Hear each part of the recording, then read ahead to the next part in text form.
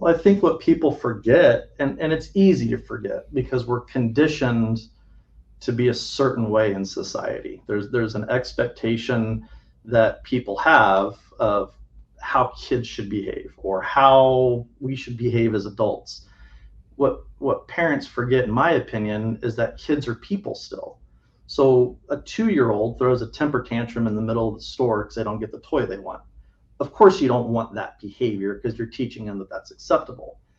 How is that any different than a 35-year-old not getting the job that they want and they go out and party and get drunk and get in a fight because they didn't get the job they wanted that day? Isn't that a temper tantrum?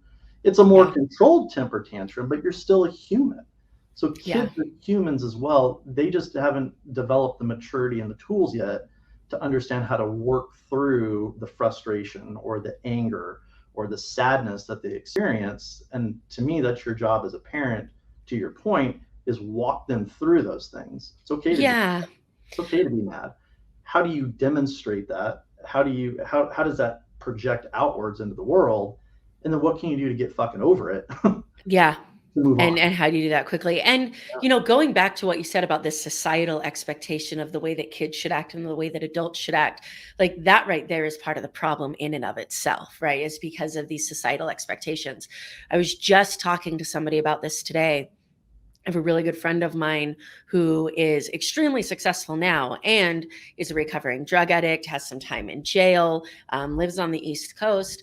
And him and I were talking. I'm a graduate of law school, graduated at the top of my class. Like everybody sees this academic side of things.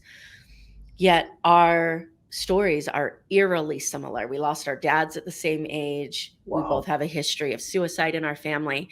And I told him, I said, you know, what's so funny is that the societal expectations, they look at me and say, man, what a success. Mm-hmm. And they look at you and say, man, what a fuck up. Mm-hmm. And if they were to get rid of the people and look at the history, it's exactly the same. Mm-hmm. You just we ran from our problems in different ways. I ran from my problems by soaking into my educational career and shutting out the world and focusing on my professional career. You chose drugs and crime. Right. It's the same behavior, right? It's just a different method. And that I think is what society is missing so much of is they look at the results and they're like, oh, Amber, you know, she must be doing great because she's got all of this stuff going on. And this guy, man, what the hell's wrong with him? And Right. it could have been completely different.